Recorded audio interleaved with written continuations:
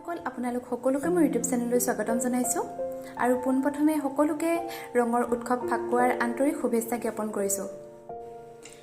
আজি মই বনাবলৈ লৈছোঁ অতি সহজ পদ্ধতিৰে গাজৰৰ হালোৱা। আহক তেনেহ'লে তাৰ বাবে প্ৰয়োজন হোৱা সামগ্ৰীসমূহ চাই লওঁ। তাৰ বাবে এয়া মই লৈছোঁ গাখীৰ মই ডাঙৰ কাপ এটাৰে একাপ লৈছোঁ।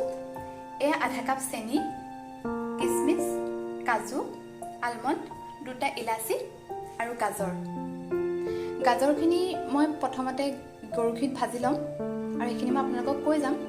আপোনালোকে যদি মোৰ ভিডিঅ'সমূহ চাই ভাল পাইছে তেনেহ'লে লাইক, কমেণ্ট আৰু ছাবস্ক্ৰাইব কৰিব। আৰু আগৰসমূহ ভিডিঅ' যদি চোৱা নাই তেনেহ'লে এই ভিডিঅ'টোৰ ডেছক্ৰিপশ্যন বক্সত গৈ তাৰ সকলো লিংক পাই যাব আৰু চাব বুলি আশা ৰাখিলোঁ। আহক তেনেহ'লে আজিৰ ভিডিঅ'টো আৰম্ভ কৰোঁ। আজি গাজৰ হালোৱাৰ ৰেচিপিটো মই প্ৰেছাৰ কুকাৰত বনাম। এতিয়া মই প্ৰেছাৰ কুকাৰটো গেছত তুলি দিছোঁ আৰু গৰম হোৱালৈ অপেক্ষা কৰিম। এয়া চাওক, কুকাৰটো গৰম হৈছে। এতিয়া ইয়াত মই ডাঙৰ চামুচেৰে এচামুচ ঘিউ দিছোঁ। ঘিউ মই এতিয়া বহুত বেছি দি দিয়া নাই কাৰণ মই পিছত আকৌ দিম। এতিয়া ঘিউখিনি গলালৈ অপেক্ষা কৰিম। এয়া চাওক, ঘিউখিনি গলি গৈছে আৰু গৰম হৈছে।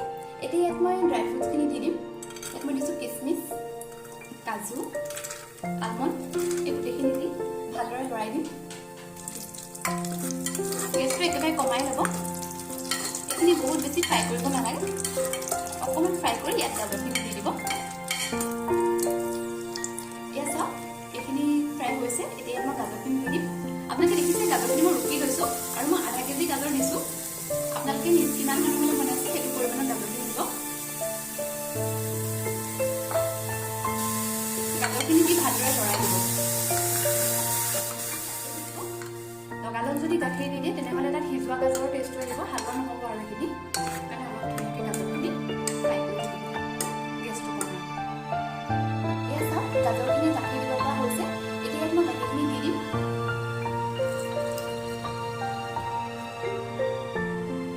মই এতিয়ালৈকে গাজৰত চেনি দিয়া নাই, চেনিটো মই পিছত দিম। গাখীৰখিনি দি ভালদৰে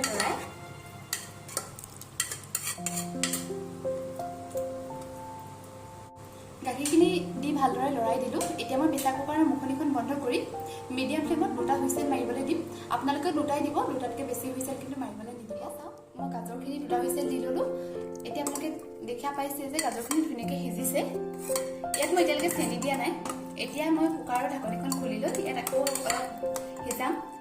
আৰু গাখীৰখিনি দিয়ে মই ইলাচি দুটাও দি দিছিলোঁ। ইলাচিকেইটা আপোনালোকে গাখীৰখিনি দি দিব আৰু 2টা হুইচেল মাৰি ল'ব। এতিয়া মই ইয়াত চেনি দিম। আধা কেজি গাজৰত মই আধা কাপ চেনি দিছোঁ। আপোনালোকে যদি চেনি বেছি খায় তেনেহ'লে নিজৰ আন্দাজমতে দিব। মই বহুত বেছিও চেনি দিয়া নাই আৰু আপোনালোকে চেনি কমকৈ দি তাৰ লগত কণ্ডেন্স মিল্কটো দিব পাৰে, মই দিয়া নাই।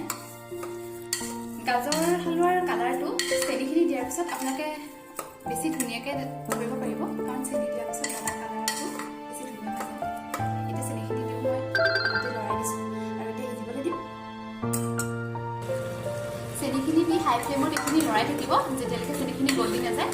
হালোৱাখিনি যেতিয়া হ'ব তেতিয়া তাৰ ৰংটো আৰু ডাঠ হৈ গৈ থাকিব। আপোনালোকে এনেধৰণে লৰাই থাকিব আৰু যেতিয়া চেনিখিনি গলি যায় তেতিয়া গেছটো কমাই দিব। এয়া চাওক, চেনিখিনি গলি গৈছে। ইয়াত মই এতিয়া আৰু 2 চামুচ সৰহকৈ গৰু ঘিউ দি দিছোঁ। আপোনালোকেও গাজৰ হালোৱাত ঘিউটো অকণমান সৰহকৈ দিব। ঘিউটো সৰহ হ'লে টেষ্টটো ভাল হ'ব। এই ঘিউ দি ভালদৰে লৰাই দিম।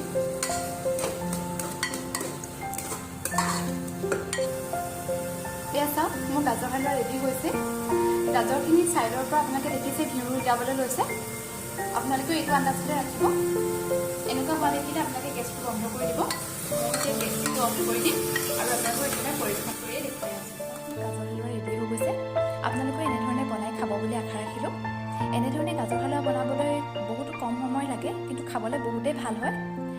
প্ৰেছাৰ কুকাৰত গাজৰ হালোৱা বনাবলৈ মাত্ৰ 30 মিনিটছহে দৰকাৰ। এনেকৈ আপুনি গাজৰ হালোৱা বনাবলৈ হ'লে 1.5 ঘণ্টা লাগেই কাৰণ গাজৰখিনি সিজোতেও বহুত